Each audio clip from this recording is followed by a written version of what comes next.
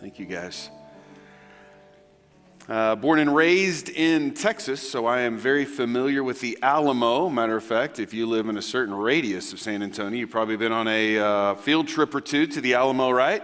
I was in South Carolina, and we planted a little small church in Saluda, a little town there. And in Saluda, they said, you know what our claim to fame is? Our claim to fame is that we sent people to go battle at the Alamo. I was like, you know we lost that battle, right? Anyway, just funny that they would do that. Like, the reason we lost is we had to babysit you South Carolina and battle the Mexican forces as well. But in 1836, big, 200 folks are surrounding the Alamo. They're outgunned, they're outflanked, they're out everything. And the famous story, legend, I don't know if it's true or not, but apparently William Travis pulls out his sword and he draws a line in the sand. And then he says, who's willing to give their life for freedom's cause? Matter of fact, they've kind of taken that legend, that story, and it's right there before you walk in. You can cross the line. And he says, everyone that's with me who's willing to give their life for freedom's cause, cross the line. And legend has it all but one did, and we know the rest of the story, right? We love those stories because there's something about just saying, hey, this is what I will do, this is what I won't do, this is what's important to me, this is what's not important to me, these are the things I'm willing to go to the mat for, a hill I'm willing to die on, whatever you want to say, the idioms are a ton, just here's the line in the sand that I'm willing to stand firm on. And today we're going to find Daniel doing that as we've starting to work our way through this book. Daniel's going to get to a point where he's going to draw a line in the sand, and it's going to take courage and resilience. It's going to be a moment where he recognizes who he is, and the world around him is trying to change who he is. He knows who he is, but the world around him is trying to make him someone else. And he's not going to do it. So if you've got your Bibles, Daniel chapter 1, we're going to start in verse 1, even though we covered some of that ground last week. We'll make sure we got all our context in play. Verse 1 says, in the third year of the reign of Jehoiakim, king of Judah, Nebuchadnezzar, king of Babylon, came to Jerusalem and besieged it. And the Lord gave Jehoiakim, king of Judah, into his hands, that's Nebuchadnezzar's hands, along with some of the vessels of the house of God. And he brought them to the land of Shinar, to the house of his God. And he brought the vessels into the treasury of his God. Now, we talked about this a little bit just to make sure we're all on the same page, that there is the nation of Israel, who is supposed to be obeying God and worshiping him only and following the laws that he's given them, but they have failed miserably, and it's been a long series of failures. Like, this isn't just they failed one day and now they're going to have the consequences. They have had opportunity after opportunity, king after king, prophet after prophet, leader after leader to right the ship and to be faithful to God. But God said, if you're not, then you're going to go into exile. And Jeremiah said, when you go into exile, it's going to be 70 years and it's going to be to Babylon. And that's what we have here. God is being true to his word. He's going to keep his word. And so we have Nebuchadnezzar, who shows up, who is the king of Babylon, and he is going to take the nation of Israel into exile. Thousands of them are going to be brought over to Babylon. Not only that, but we also saw that he's going to ransack the temple, and he's going to pull out all those vessels and the gold and the silver, and he's going to put it in the house of his God. And basically Nebuchadnezzar, who's the most powerful man on the planet right now, is saying just that. I am better than you. I am stronger than you. My nation that I have built is the winner, and the God that I serve is better than your God. And that's where we are right now. Just a few words here about Nebuchadnezzar. Nebuchadnezzar is probably what we would call a generational talent when it comes to leadership. I know he's a pagan and a narcissist and a megalomaniac, and we are going to see he's paranoid and has a lot of faults. But man, when it comes to leadership, when it comes to building empires, when it comes to the things he does, he is a generational leader. Babylon is what we would say right now is the world power. 200,000 people live here. It's a city that's 4 square miles. Its architecture is amazing. The hanging gardens that you know about, which is one of the 7 wonders of the ancient world, he was the guy. I mean, so when you talk about Nebuchadnezzar, you talk about Babylon, you are talking about the epicenter of the planet. This is the New York City, if you will. This is it, and he leads it. Babylon is known for all kinds of things. They're known for very high caliber math of the time. They've got some interesting maritime trade routes. Like they're doing trade with Asia and the routes that they would have had to take to get there. Crazy. The things that they are known for, like the Hammurabi Code, one of our first legal tablets. They're also known for some medical tablets that kind of go through symptoms and prognosis and how to treat those things with all kinds of herbs and various things. I mean, like this place is complex. It is leading the time. They're known for astrology and calendaring and all kinds of stuff. And they're also known for being a pagan paradise. I mean, they are known for being a place where there's all kinds of deities that are worshipped. Marduk probably being the patron one, if you will, of all of these different deities. And that's what we're looking at. So when we see Nebuchadnezzar, when we see Babylon, we're seeing the largest city on the planet under the most powerful man on the planet. Let's keep reading. Verse 3, then the king, that's Nebuchadnezzar, ordered Ashpenaz, the chief of his officials, to bring in some of the sons of Israel, including some of the royal family and of the nobles. So he looks at one of his guys and says, I need you to go there, and I don't just want the temple treasury. I don't want just their vessels. I don't just want people. I want the best of their people. I want the nobles. I want the royals. I want people that might be in line to take over the throne of Israel.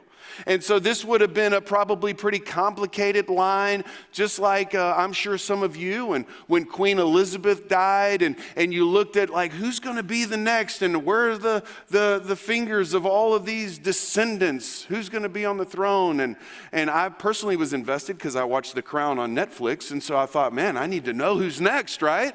And so that's what we have here. We have people who are of that caliber. They're the people who would be in the line somewhere, and so that's what he goes after. Not only that, but there's a set of qualifications.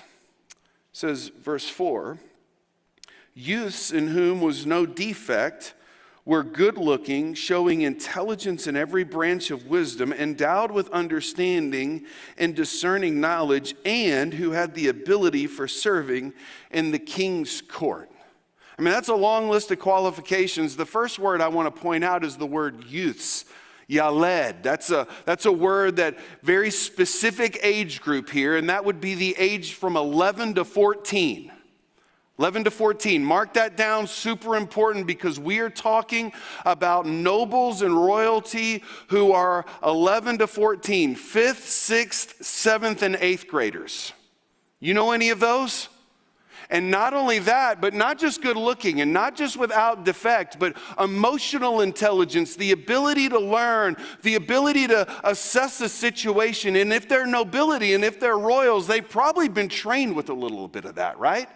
They know how to eat at the table. They know how to read a room. They know what to say and when not to say. He's looking for the best here, and he's also looking for them to be good looking. This is probably one of those lists I look at and say, man, I meet none of these qualifications, man. I'm not good looking. I got tons of defect, no hair, bum knee. I got a weird toe on my left foot, right? I mean, like, I got nothing on this. And that's what we have is this amazing group of young men that he's looking for. And what's he going to do with them? He says this, the end of verse 4, and he ordered him, Ashpenaz, to teach them the literature and the language of the Chaldeans. Now, the Chaldeans are not a separate group from Babylon, but they are a group within the Babylonians that know the wisdom, that know the language, that know all of these things, and they want to train these nobles from Israel, these highly qualified individuals. They want to train them the ways of Babylon. Now, you might ask, why in the world would we do that? And here's the reason why. We get them young, 11 to 14, and we're going to tell them all about Babylon. We're going to tell them about our culture, and we're going to tell them how great we are, and we're going to tell them about how we mastered the calendar and all of these maritime trade routes, and we're going to tell them about our advances in medicine and you name it, and then you're going to fall in love with Babylon, and you're going to see how great we are, and you're going to see how great Nebuchadnezzar is, and then when I send you back to Jerusalem to lead an area that I've conquered, what better person to send than someone who's from there and who has been indoctrinated in Babylonian culture and history and religion and will be loyal to the king? That's who I'm sending back. Now remember, I told you, Nebuchadnezzar, generational talent. If you're going to conquer the world, and you're going to take up new places, then you're going to want to find young men who can go to those places and can represent you. And that's what he's looking for. So he's going to train them. And not only is he going to train them, look at what he says in verse 5. The king appointed for them a daily ration from the king's choice food and from the wine which he drank, and appointed that they should be educated for 3 years, and at the end of which they were to enter the king's personal service. So they're going to join a 3-year residency. This learning is going to take that long, and not only that, but while they're in it, you're going to eat the king's choice food. Now, I know you see the word ration, and immediately we think about this as negative, but you can go to Jeremiah 52. There are thousands of people that are going to be taken from Jerusalem, and they are going to be brought to Babylon, and 95% of them are not going to be eating the king's meat. They are not going to be going through a residency. They're not going to be learning the ways of the Chaldeans. You know what those thousands of other people are going to be doing? They're going to be slaves, and they're going to be servants, and they are going to be doing things they don't want to be doing. And so, yes, Daniel is ripped from home, and he's ripped from his family, and he's ripped from his culture, and he's ripped from everything that he knows, and now he's going to be put in this residency, and the king does this. You're going to eat what I eat, and you're going to drink what I drink. And so if you're trying to win somebody over, what do?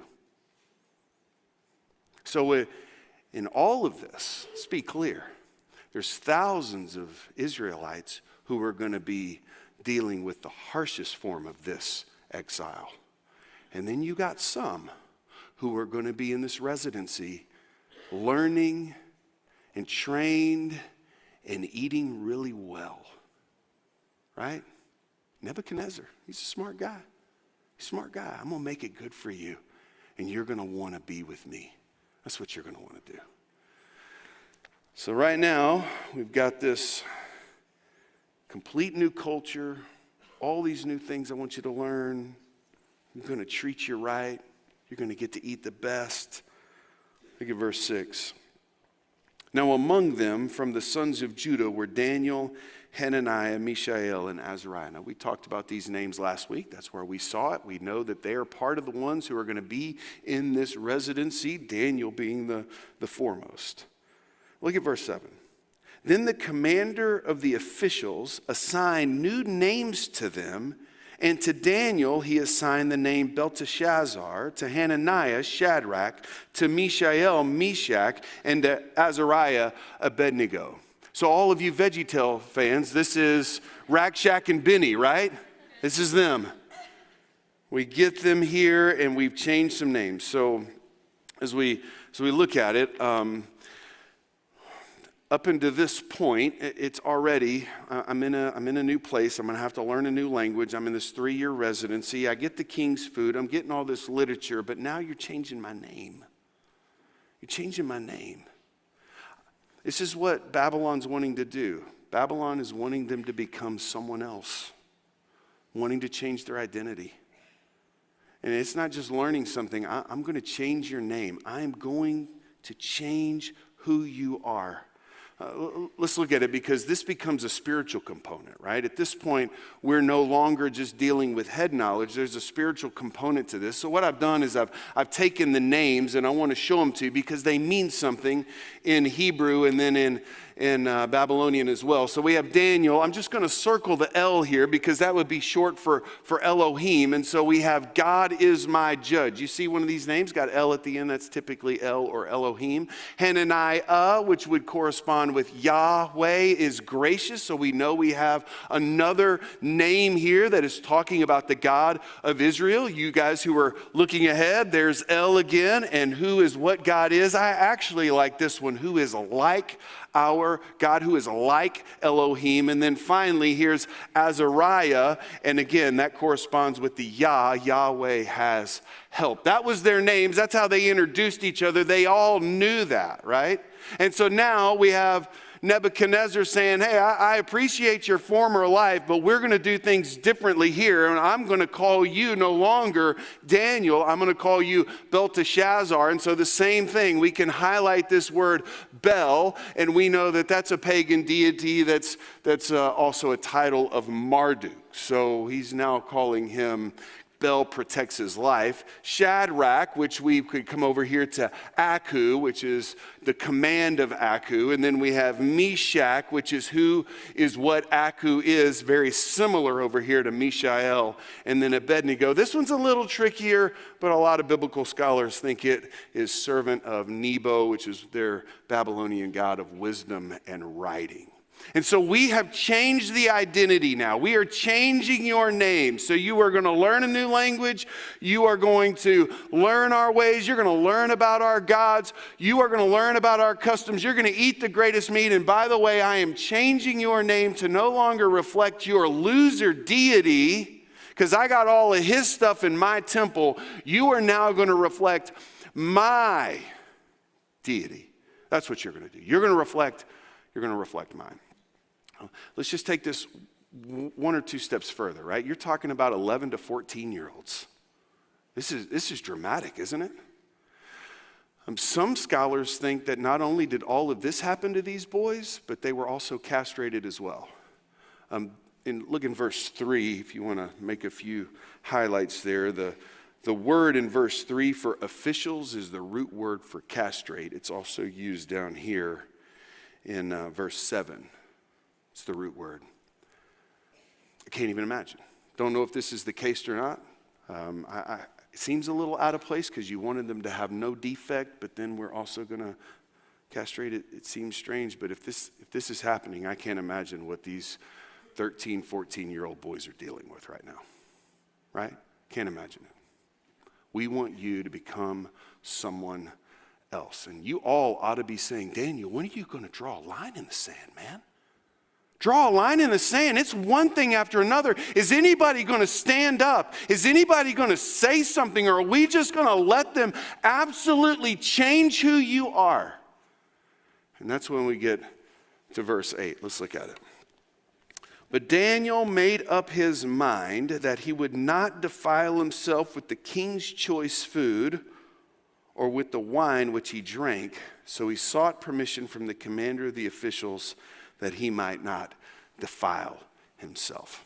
So Daniel is going to draw a line in the sand. We get a couple of words here, and it could be translated multiple things, but made up his mind. Maybe your translation that you're reading right now says he resolved, or he determined, or he set his heart on this. Whatever it is, these words, especially this one, has an internal function to it. He has made a resolution. He has drawn a line in the sand. And what has he drawn a line in the sand about? He said that he would not defile himself. Goal. That's an important word when we think about defiling. It means to pollute. It means to desecrate. This is not just the idea that, man, I got indigestion when I eat that. Can I please stay away from it? This is pollution kind of stuff. This is desecration. This word is used for priest. This word could be used at the altar. It's also used of Israel when they have defiled, polluted, desecrated themselves. He looks at him and says, I'm not doing that. I am not going to desecrate. I'm not going to pollute myself. I am drawing a line in the sand. Now, the question is what's he going to do this over? What's he going to do it over? He says, I'm not going to do this with the choice food. I know you're going to give me the good stuff. I know it's going to be amazing, but I'm not doing it. Now, what would be really helpful here is if this word said meat. If this word said meat, then we would know that he is going to maintain his Jewish food dietary restrictions that are found in the law. I don't think that's what we're dealing with here. You know, in the law, there were certain animals that could be eaten and certain animals that could not be eaten. And I would think that would be initially the case, except he comes over here and he says, wine. And wine is not permitted unless you are taking the Nazirite vow. And we don't have any indication that that's Daniel here. And so I think something else is going on. I think this is bigger than just the dietary food laws in the law. I think this is about what is happening with those foods and with that drink before it actually gets to the table. We know in Babylon that they would take animal livers and they would do crazy things with blood so that they could divine the future. They would be soliciting from their gods, help us out here. And so the thought is that somehow this food, whatever it is, and this wine has been used in some sort of cultic, ritualistic, false god practice. And Daniel says, I'm out on that. I'm out. You can change my name, fine. You can make me learn Babylonian, fine. You can even teach me about Marduk. I don't care. I'm not going to defile myself. I'm going to draw a line in the sand on this part because I have a relationship with God and I'm with him. And even though you may think he's a loser, I do not. And so as a result, I am going to stand firm there. That's what I'm going to stand firm. Now, some of us may wish he would have drew a line in the sand somewhere else, right? Man, I sure wish he'd have drawn a line in the sand about what he was going to read and study. I wish he'd have drawn a line on the sand about changing his name. I think it'd probably be really good right now just to talk about the difference between God's rules and house rules. God's rules and house rules. This is the way Terry and I like to talk about this. There are some things in God's word, his precepts, his principles, and his promises that are non-negotiable. Those are God's rules. Right? Those are God's rules. And I don't get to not draw a line in the sand on those. Those are things that I draw a line in the sand on. Those are absolutely true. I'm not going to debate those. But then Terry and I, when we got married and decided to have a family, we said, what are our house rules that we're going to put in play that help us obey God's rules? That's what house rules are. House rules are the things we're going to do as a family to help us honor and obey and protect God's rules. Now, what happens is, I know this is none of us, but what happens is we end up confusing our house rules with God's rules. And when someone else isn't doing our house rules, we look down our nose at them. But what is the only thing we're drawing a line in the sand on? God's rules. We don't draw a line in the sand on house rules. You say, give me a couple of examples. I'll give you a few examples. In this room, we may all have 100 different opinions about those little devices in our pockets, right? We got 100 different ideas, and we would all recognize there's some things about those devices that are amazingly positive, and that's the reason you carry it around, right? But we would also say there are some things on that device, access to that the device has access to, that are not great. And we would hope that we would have some house rules in play to keep us from breaking God's rule when it comes to the things that are seen and done on those devices. So for example, we would never want to use that device to gossip, belittle, or slander anyone on social media, text messages, or otherwise. Would everybody agree with me? Because those are God's rules. Now, some of us might put house rules in place to say, in order to help me, I don't even do social media. Is that a house rule or a God's rule? It's a house rule. And just because someone has social media and someone does not, it doesn't mean that they've broken God's rule. It just means that they have a house rule on it. And your house rule may be a little more tight than mine, but it's a house rule. Another one of God's rules that are incredibly important as we thought about having kids is that there is this rule that God put in place that sexual intimacy is between a man and a woman in the confines of marriage. And so we would put house rules in place to make sure that our children and Terry and I are protecting that. So we would say we don't want to be alone with somebody of the opposite sex in order that we protect God's rule. Now, some of you would say that's a bit far. I mean, that's pretty conservative. Whatever. You have your rule, I'll have mine, but I'm trying to protect this one that we all should have, right? We all should have. And the same would go with my kids. I might sit back and say, hey, we're not going to worry about dating until you're 30. That's what we're going to do in my house. Some of you might say, oh, you can date whenever. Let's start in 5th grade. I don't care. I would just say, listen, we're protecting this rule, right? Because this is God's rule. When you date, how you date, house rules. House rules. Now, I could go through a long list of them. At this point, I just need us to know when we draw a line in the sand, we want to make sure it is a rule that God has put in place. Principle, a precept, a promise that we are trying to honor. Those are the God's rules. And all of our house rules are just to help us honor that. That's what they are. The church is so fragmented over house rules. It's fragmented over house rules. And man, it would be super cool if the body of Christ could rally around God's rules instead of fighting over all of our house rules, right?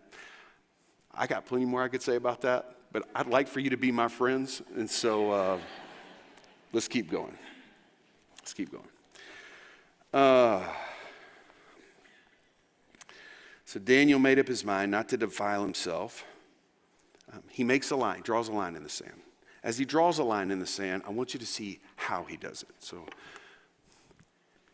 I'm not going to defile himself with the king's choice food or with the wine which he drank. So he pitched a fit and threw a wall-eyed temper tantrum in front of everybody, causing a scene, making it clear that this is what I believe and you don't believe it. And so you know what? King Nebuchadnezzar, you can take your food and take it you know where. Is that what it says? How about this?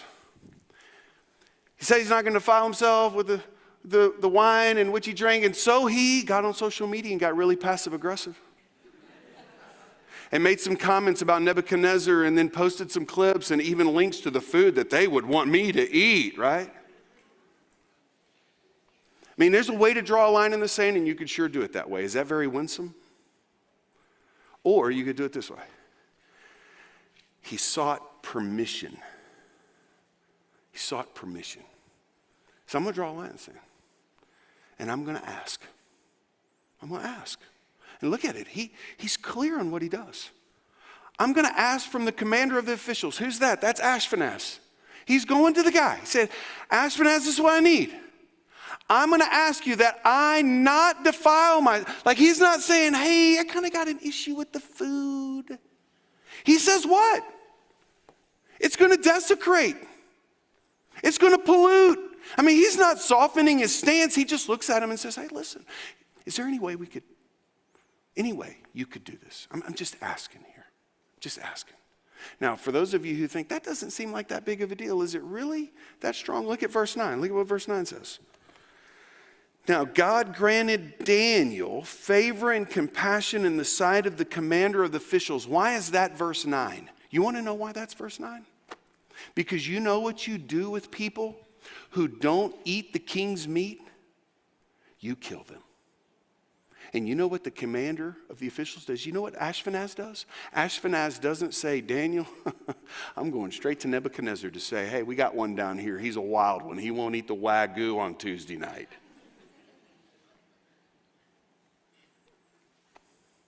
You know what he does? He answers the question. Daniel doesn't lose his life here. And if you don't think life and death is in play, look at it in verse 10.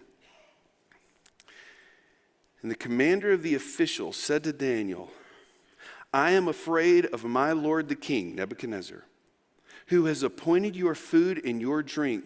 For why should he see your faces looking more haggard than the youths who are your age? Then you would make me forfeit my head to the king. I'll die. I can't do this, man. Daniel was showed favor and compassion. It doesn't mean he got the answer he wanted. It just means he didn't lose his life on the spot.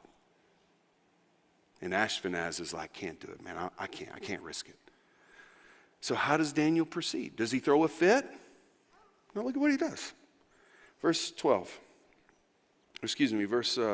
11. But Daniel said to the overseer, whom the commander of the officials, Ashpenaz, had appointed over Daniel, Hananiah, Mishael, and Azariah, I'll just go one down, the guy who actually brings me the food. And what does he say? He says, please test your servants for 10 days, and let us be given some vegetables to eat and water to drink. And then let our appearance be observed in your presence, and the appearance of the youths who are eating the king's choice food, and deal with your servants according to what you see. He goes to the next guy and he says, hey, let's do it this way. Hey, would you consider a try it before you buy it? Just 10 days. 10 days. Will you give 10 days? I'm just going to eat veggies and water. And then after that 10 days, you judge for yourself. Look at what he says. You judge for what you see. This is Daniel saying, I don't have to be in control of the outcome. I don't have to be in control of the outcome of this. I want to give God an opportunity to work. And if God says yes, great. If God says no, great. He drew a line in the sand. And his line in the sand isn't based on if he wins or not. His line in the sand is based on, I'm going to stand on this truth. And if you guys see that I look not so great after 10 days, so be it. But if I do, then let's just keep the diet going. Here's the deal. When we draw a line in the sand, we draw a line in the sand open-handed, saying, God, I'm asking for you to move, and I want to give you an opportunity to move. But if we draw lines in the sand and we dictate the outcome, we're just playing God. We got to do this on his terms, not our terms. On his terms. And what we're going to find over and over and over again is Daniel is just going to be open-handed and say, Lord, I'm giving you an opportunity to move and work. Would you do it? Would you step in? Would you make it happen? And sometimes God says yes, and sometimes God says no. Super hard, but he's going to trust him. Let me show you something else that's really cool. I'm running out of time, but let me show you this. He says, let our appearance be observed in the presence and the appearance of the youths who are eating the king's choice food, and deal with your servants according to what you see. Daniel made up his mind that he would not defile himself with the king's choice food, with the wine which he drank. So he sought permission from the commander of the officials that he might not defile himself. So why in the world do we have plural over here? Guess who Daniel brought with him? Hananiah, Mishael, and Azariah. Isn't that great? When you lead and then you call people with you. Like you lead, you draw a line in the sand, and you say, you boys are coming with me. Why would he do that? This is why. I know what your name means. I know who you worship. I know what this whole thing is built on. And so you're not going to defile yourself either, because I know where you stand. I know it. It sounds a lot like Jesus, doesn't it? He leads and then he calls people to follow. And when we draw a line in the sand, there's a point where, man, we don't just do this on our own, but we look at people behind us and say, you coming with me? You coming with me? What happens? Let's keep reading. You guys know the rest of the story. Verse 14, so he listened to them in this matter, and he tested them for 10 days. Man, he listened to them. This guy who's bringing the food says, I got you. He tested them. Let's try it. And at the end of 10 days, their appearance seemed better, and they were fatter than all the youths who had been eating the king's choice food. That's a great statement right there, right? Circle that down. I want to be fatter, and look, then that'd be a positive thing. Verse 16, so the overseer continued to withhold their choice food and the wine they were to drink and kept giving them vegetables. God moved. They look great. And not only they look great, the guy's like, well, let's just keep doing it. Verse 17, as for the 4 youths, God gave them knowledge and intelligence in every branch of literature and wisdom. Daniel even understood all kinds of visions and dreams. Just in case you think, well, I mean, a veggie diet, it can't be that bad. No, 3 times, chapter 1, God gave Jehoiakim, God gave favor and compassion, God gave his fellows wisdom. God did this. This is God moving, even in a foreign land, even away from home. And then at the end of the days which the king had specified for presenting them, that 3-year residency was up. It was time to commence. The commander of the officials presented them before Nebuchadnezzar. And the king talked with them, and out of them all, not one was found like Daniel, Hananiah, Mishael, and Azariah. Notice, which names are we using? The Hebrew names. We're not using the Babylonian names. So they entered the king's personal service. They joined him. And as for every matter of wisdom and understanding about which the king consulted them, he found them 10 times better than all the magicians and conjurers who were in the realm. And Daniel continued until the 1st year of Cyrus the king. By the way, that one right there, that's a long time. And Daniel is going to be faithful. There are times we got to draw a line in the sand. We need to do it, and we need to do it on God's rules, not our house rules. We need to do it with open hands, saying, God, I want to give you the opportunity to move. This isn't based on the outcome. And then finally, it's the way we do it, how we do it. More on that next week, as Daniel is going to show an amazing amount of wisdom and discernment for what will at that point be a 15 or a 16-year-old. Let me pray for us. Father, thanks for an amazing story. Just so appreciate Daniel, his leadership. Thank you for his resolve, his determination, his willingness not to give on what matters.